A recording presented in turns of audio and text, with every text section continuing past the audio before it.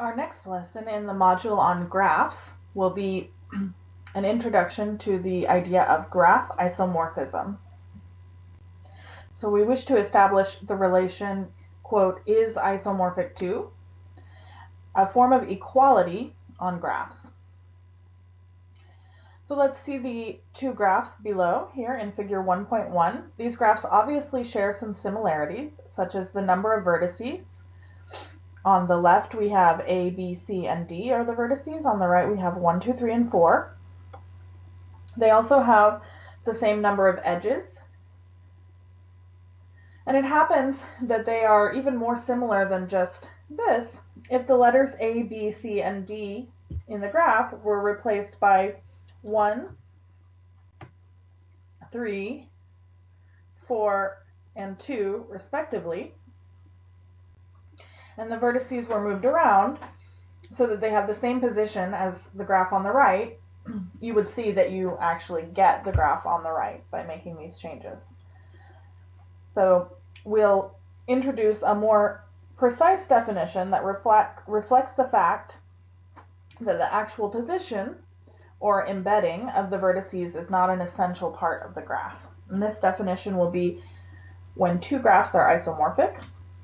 Two graphs, denoted VE and V'E', are isomorphic if there exists a bijection F from V to V', such that the ordered pair V sub I, V sub j belongs to E if and only if the ordered pair F of V sub I, F of V sub j belongs to E'. For multigraphs, we add that the number of edges connecting Vi to Vj must equal the number of edges from F of Vi to F of Vj. So we need a function from the set of vertices in one graph to the set of vertices in the second graph that preserves the number of edges in their direction, essentially.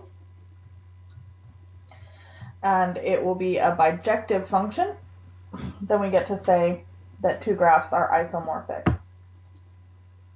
The most significant local characteristic of a vertex within a graph is its degree, and collectively the degrees can partially characterize the graph. So here we'll introduce the definition for degree of a vertex. So degree of a vertex, and then the definition is down here.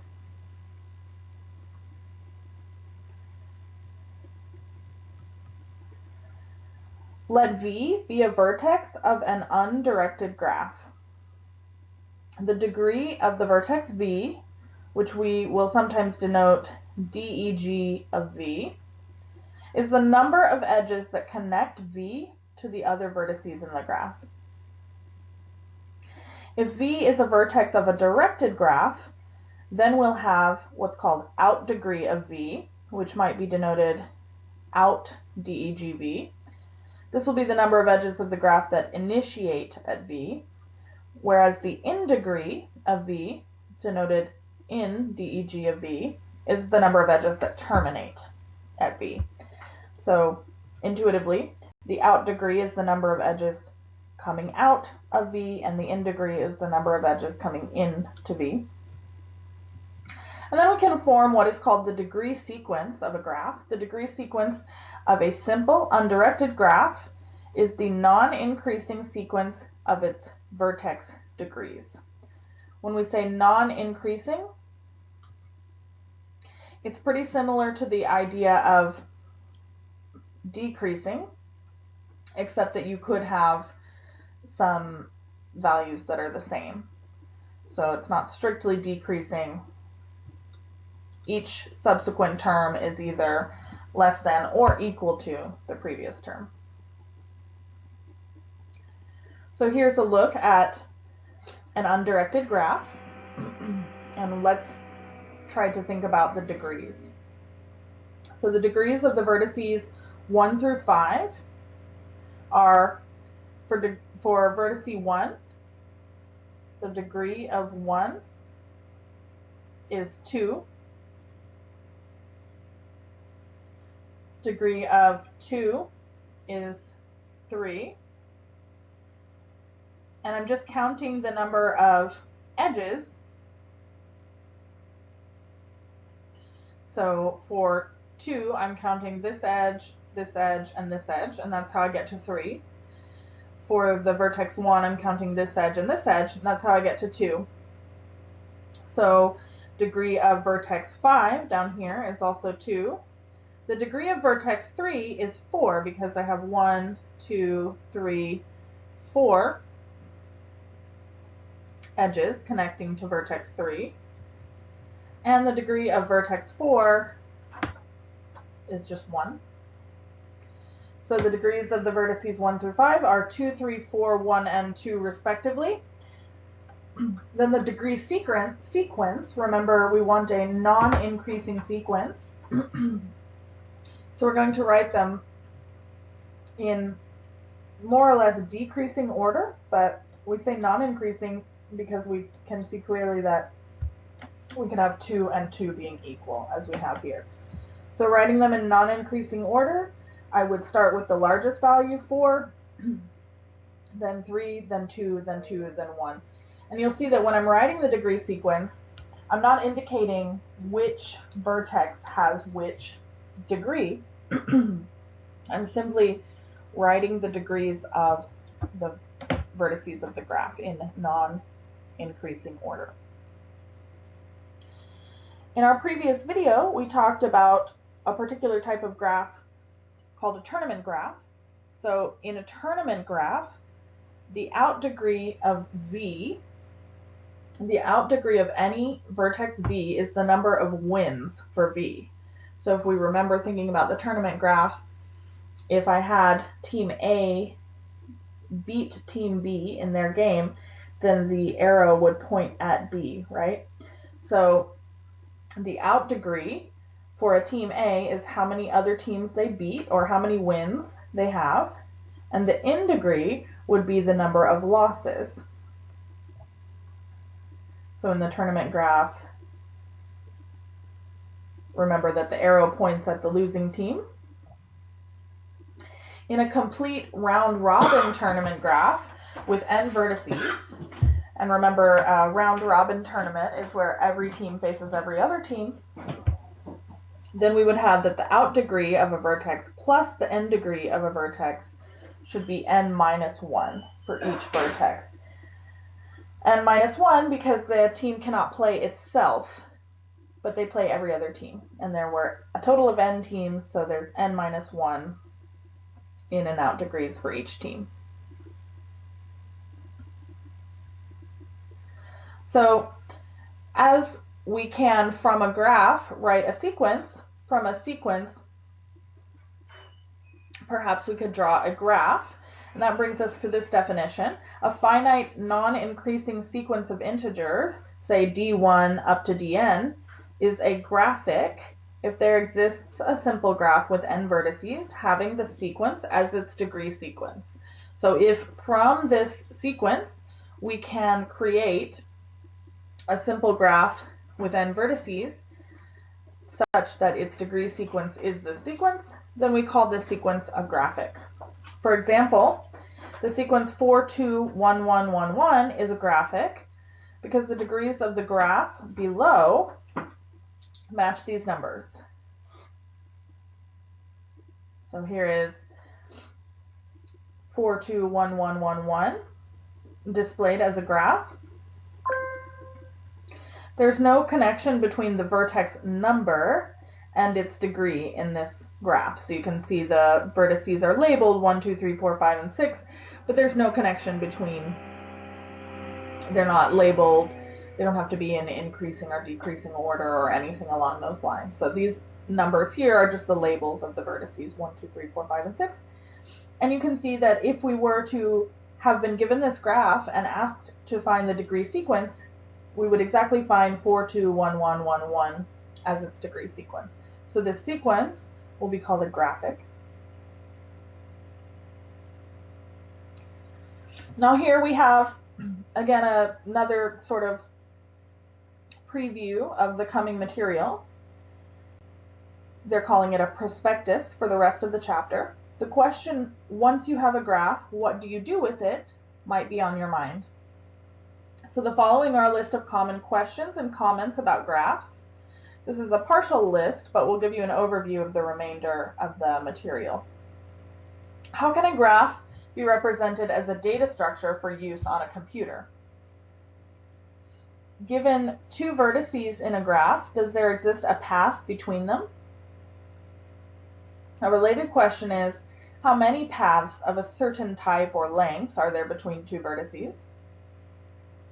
Is there a path or a circuit that passes through every vertex or uses every edge exactly once? Paths of this kind are called traversals. Suppose that a cost is associated with the use of each vertex and/or edge in a path. Then what is the cheapest path, circuit, or traversal of a given kind? Given the specifications of a graph, or given the graph itself, what is the best way to draw the graph? The desire for neatness alone makes this a reasonable question, but there are other motivations. One other goal might be to avoid having edges of the graph cross one another, which we already saw would be called a planar graph. So these are all perfectly good questions. Hopefully maybe you've had some of these questions in your mind already, and these are things that we can answer using graphs in graph theory, and we'll explore some of the answers to these questions in the future. So let's look at an exercise for this section, which, remember, we started with the idea of a graph isomorphism.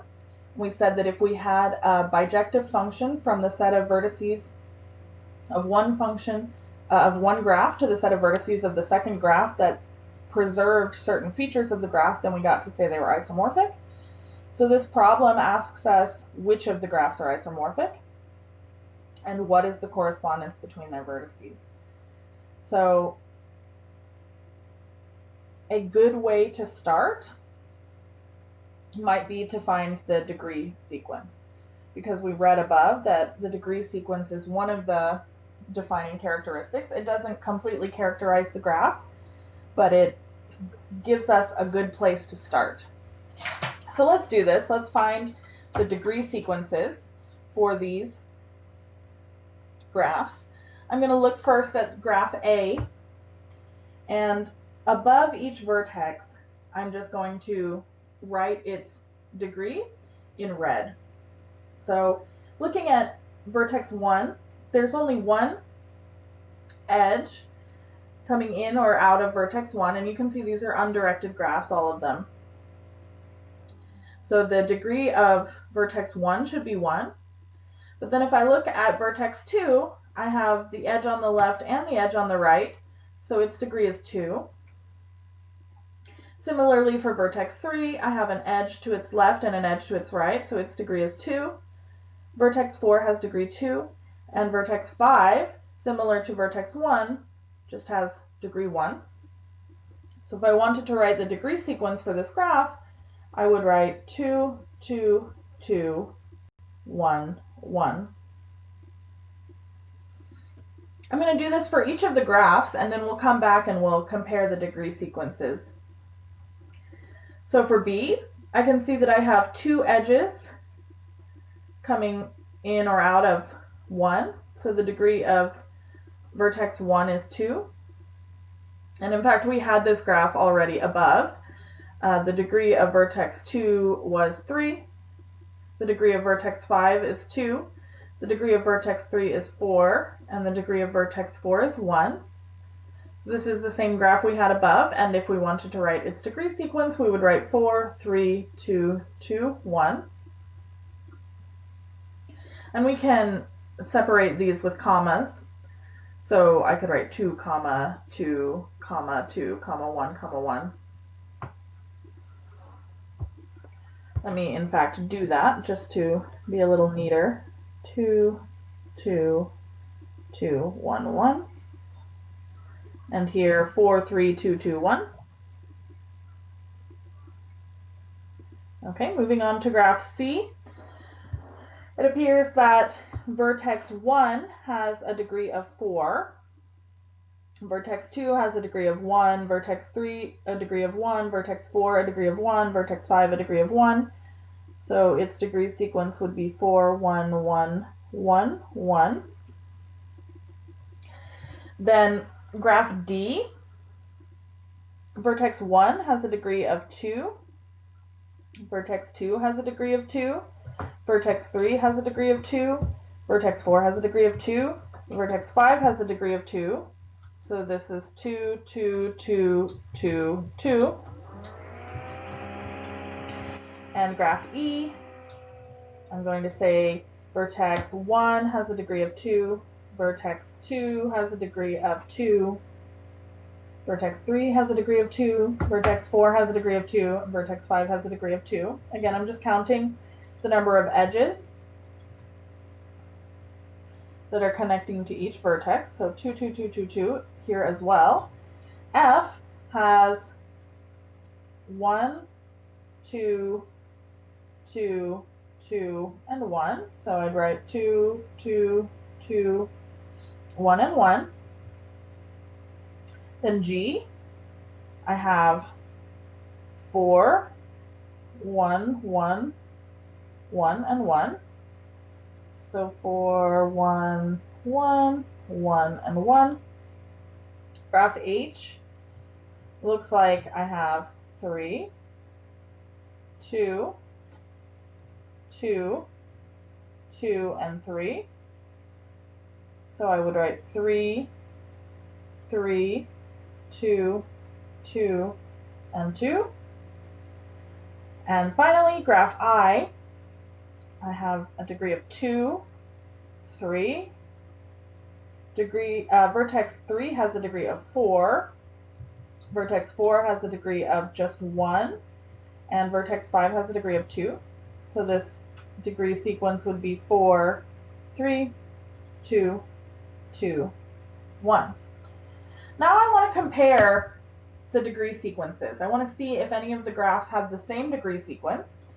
Having the same degree sequence is not enough to claim that they are isomorphic, but it will give me a place to start. So I can see that A has the same degree sequence as F. And I can see that B has the same degree sequence as I. And I can see that C has the same degree sequence as G. And then finally, D has the same degree sequence as E. So if two graphs are isomorphic, then they will definitely have the same degree sequence, which is why we started by comparing this. But having the same degree sequence is not by itself enough to confirm the isomorphism, but this gives us a place to start. So let's first look at A and F. So we think that A and F could be isomorphic. But in order to confirm that they're isomorphic, we need to define a function from the set of vertices of A to the set of vertices of F, or vice versa. Now I see that, in fact, in all of these graphs, the vertices are 1, 2, 3, 4, and 5.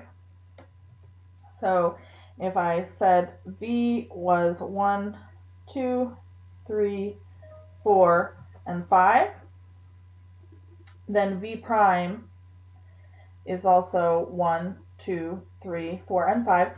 And we know that that's not always going to be true. Maybe my V prime is A, B, C, D, E, or something else. I could still find an isomorphism. It just so happens that in this case, they have the same names. So my V and my V prime are the same set.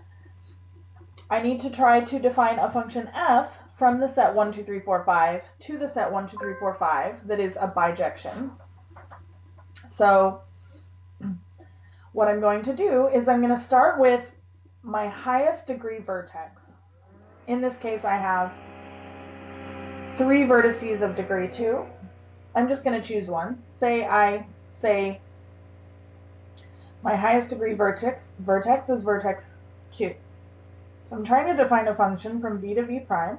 I'm going to start by saying where my function sends the vertex to. And I need to send the vertex to a vertex in the graph F of the same degree. So I have this vertex in my graph A. I'm looking for a vertex in the graph F of the same degree. Well, it looks like vertex 2 is going to work just fine. So I'm going to map 2 to 2. So this is 2 inside the set V, the vertex set of A. And this other 2 is coming from the vertex set of F. Excuse me. All right. Then I'll move to the next lowest degree vertex. Well, the next lowest degree vertex is vertex 3, also has degree 2. And I want to find a vertex of degree 2 in this other graph to map it to. Well, it turns out I can pick 3. So I'm going to map 3 to 3. Then the next vertex of lowest degree in graph A is vertex 4 has degree 2. And so I'm looking for a vertex of degree 2 in graph F. Well, also vertex 4 will work. So I'm going to send 4 to 4. Then I have vertex 1 has degree 1 in graph F. Vertex 1 also has degree 1, so I'm going to send it there. And finally, that leaves me with just one vertex, and they do have the same degree, so I can send vertex 5 to vertex 5 because they have the same degree.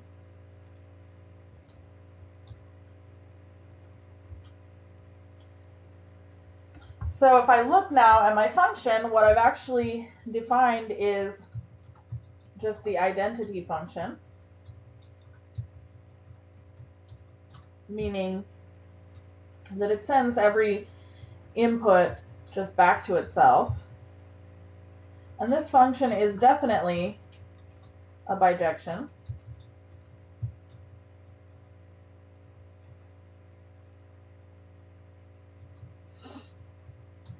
The other thing that I need to confirm is that if an edge begins at a vertex and ends at a vertex, or in this case, since we have undirected graphs, we describe our edges in terms of just doubleton sets. So if I'm talking about the edge here between, say, 4 and 5, then this edge would just be denoted 4, 5, the set, because it's an undirected graph. I don't have an ordered pair anymore.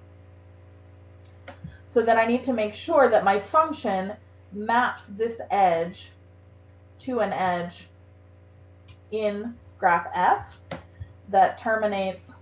So then this, I need to make sure that this edge gets sent to F of 4, F of 5, basically.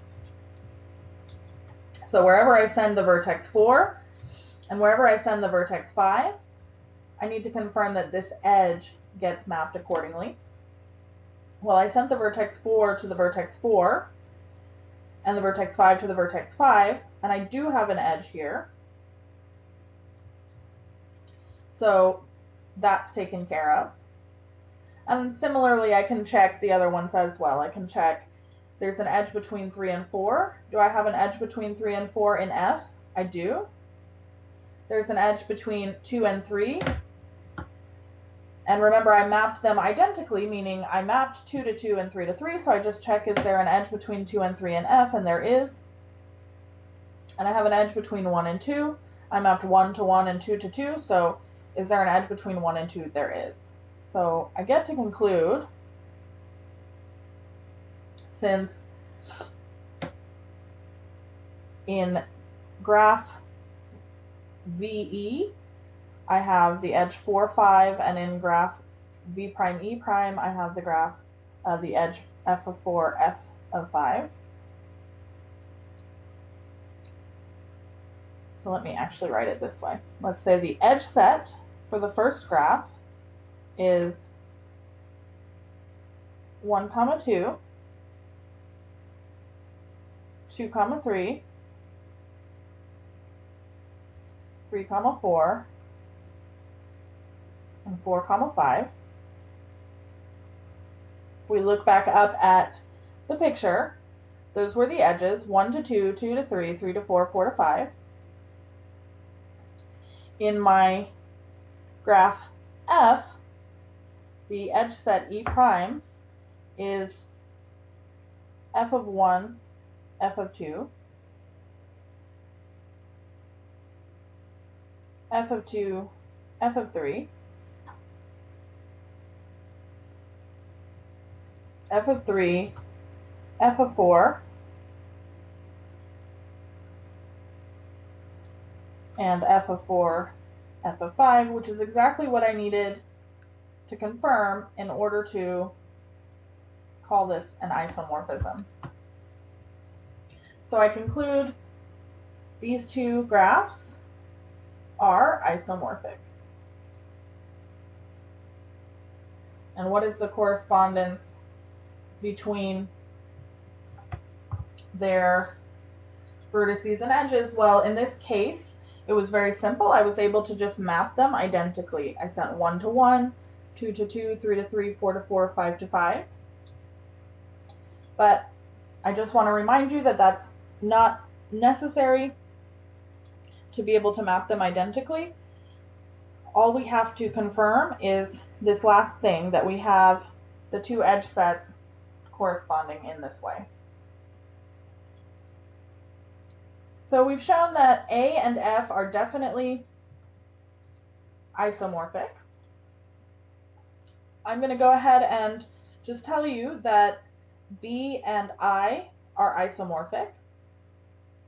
C and G are also isomorphic, and D and E are isomorphic. So all of the graphs that we were able to pair based on their degree sequence are going to turn out to be isomorphic, and I would recommend that you go through and follow the same process that I did for the first two graphs to verify the other ones. Let's do one more example that's just a little bit more complicated. So let's do B and I, and then I'll leave the other two for you. So I have the vertex set for B is 1, 2, 3, 4, 5. The vertex set for I is also 1, 2, 3, 4, 5. So I'm going to call them V and V prime. Probably I should call them V sub B and V sub I.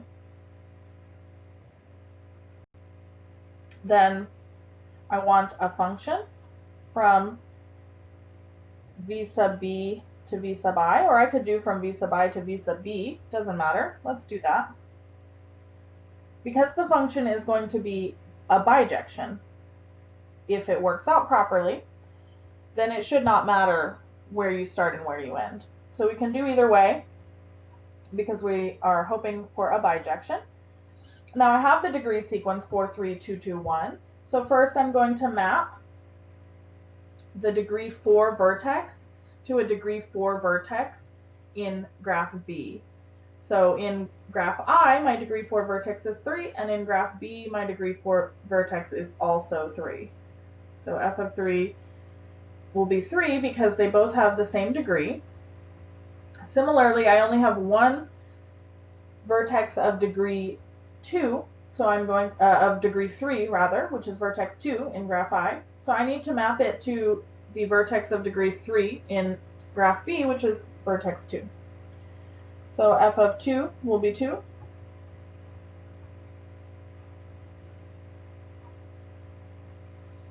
Then for the next vertex, a vertex of order 2 or of degree 2, I have two options. I have 1 and I have 5. If I look in my other graph, I also have 1 and I have 5. I want to try to preserve this structure of who is connected to who. And these are, as I mentioned, isomorphic graphs for sure, but that's what I'm trying to check. So I'm going to go ahead and send 1 to 1 and 5 to 5. And so you can see it turns out that for this example as well, we just end up needing to map them identically. But again, that's not necessarily always going to be the case. We could have a more complicated example where the vertices have different names and still the graphs can be isomorphic. It's just in this first most basic example that we're looking at, we have an obvious bijection. So again, this is the identity map. F is a bijection. And then the only thing I need to check is, are the edges preserved? So in graph I have 1, 2, 3, 4, 5, 6 edges. So I'm going to attempt to list them. I have 1, 2, and 1, 3. So this is going to be E sub I. I have 1, 2, 1, 3. Then initiating at 2, I have 2, 3, and 2, 5, and 2, 1, but because they're undirected, I've already counted that one. So 2, 3, 2, 5,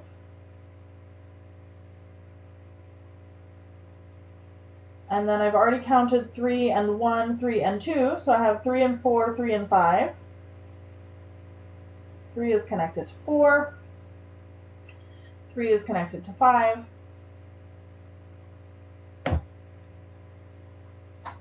and then it looks like I've counted them all, 6 of them.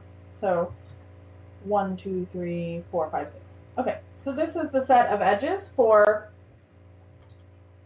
the graph I. Then I want to look at the graph B,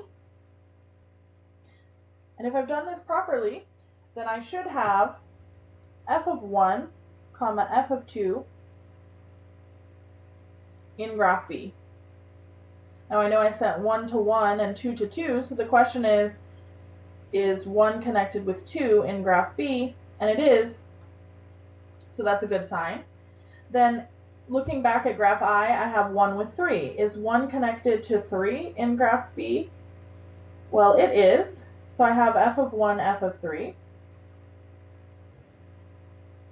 That's an edge.